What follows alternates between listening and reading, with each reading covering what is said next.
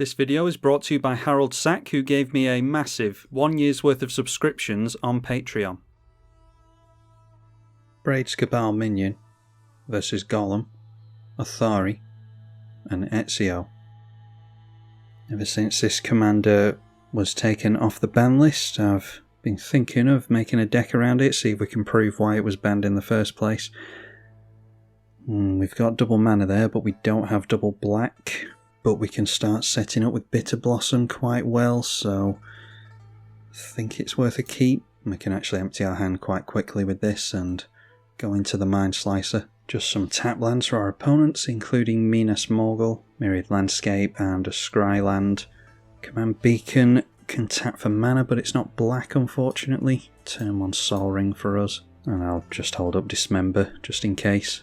Ezio into play by turn 2. A Sol Ring here for Athari as well. Curiously, he tapped down his Myriad Landscape in order to cast that, so maybe he wants to hold up a sword, so I would have thought he'd play this with the Sol Ring and then crack this. Anyway, the other black player gets double black, plays Golem, so I think I will go for the Dismember onto the Ezio. I have to take 4 life to do it though. Noteworthy, I have asked for bracket 4 decks here. And that is a Field of the Dead. We're getting into all our colourless lands.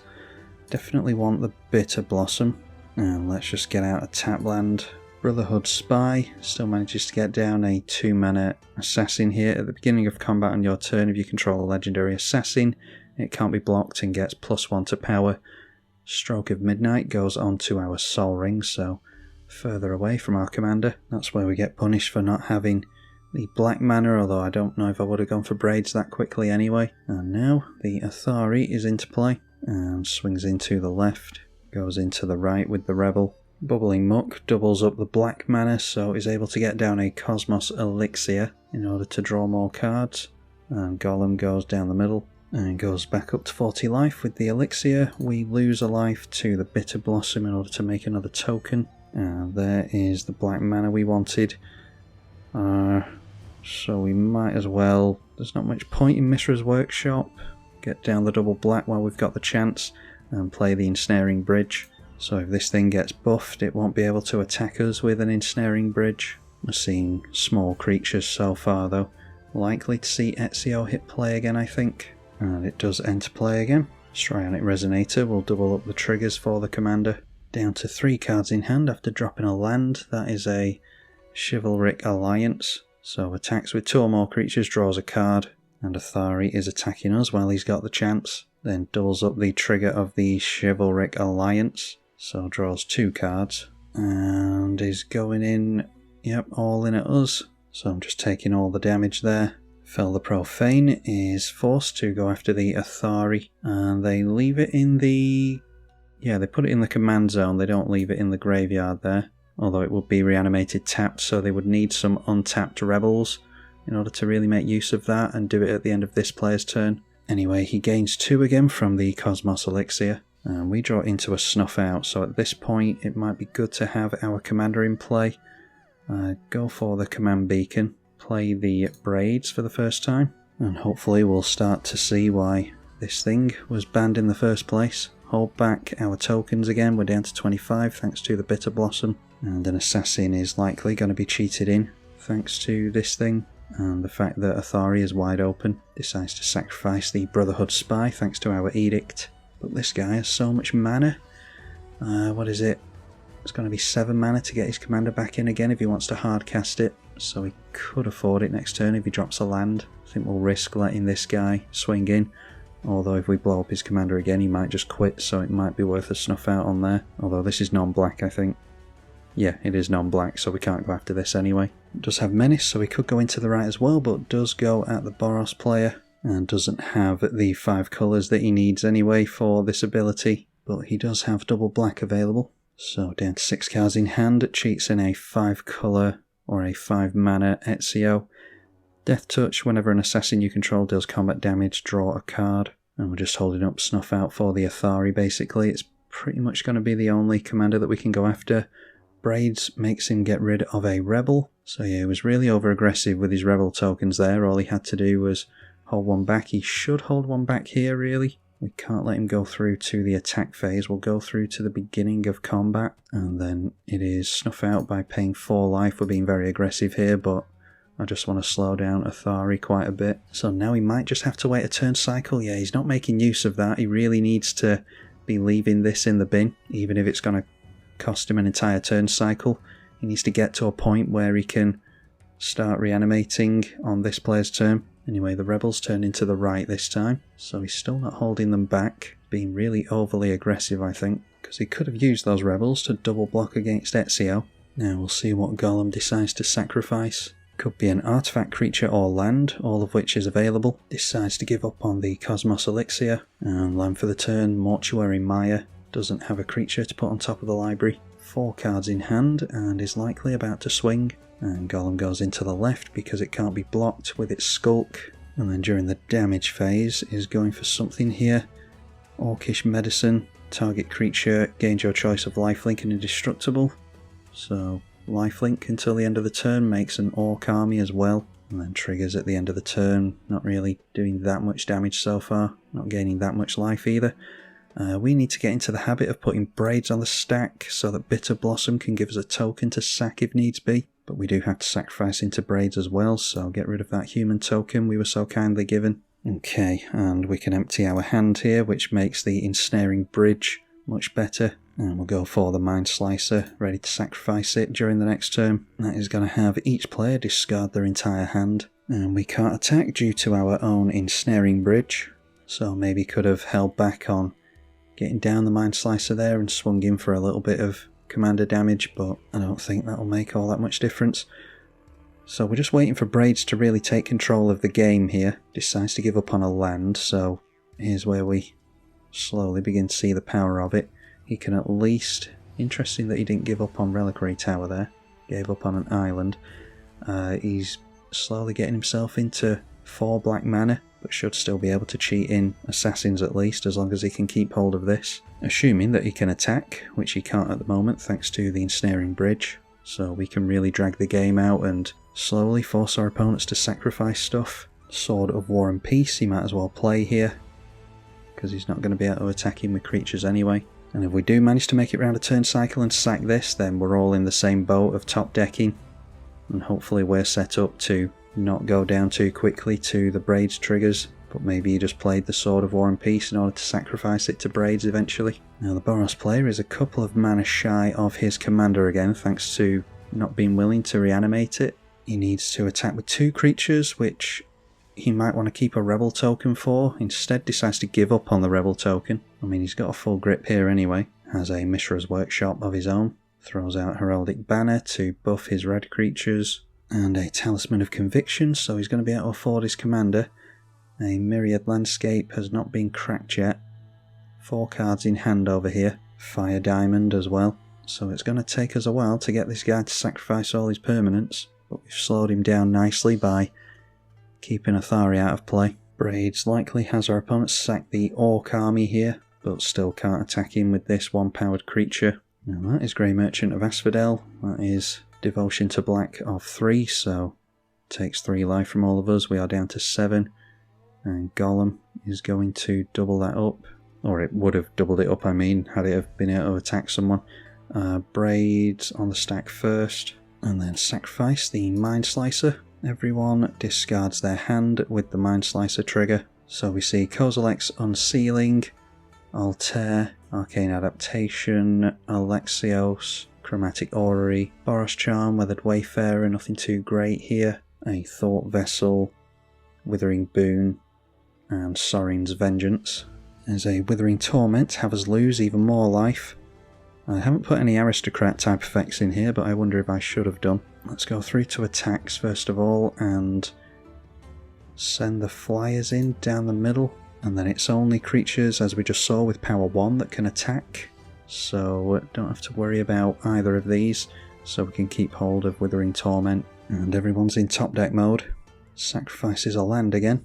Plays a land off the top. Might as well equip his creature here. Throws it onto the other Ezio, Blade of Vengeance. That has this player's Scoop. This is often how the games are going to go, I imagine.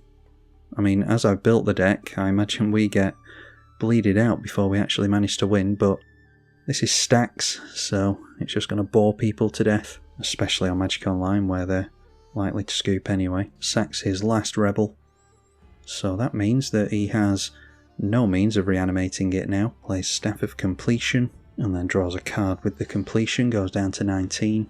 Looking for an answer for Ensnaring Bridge, you have to imagine. A War Leader's Call. Hopefully they're not going to have creatures enter. He could discard a card to make tokens if he wanted to, but it's not really something we have to worry about, I don't think. So we'll keep hold of the Withering Torment for now. Braids on the stack first.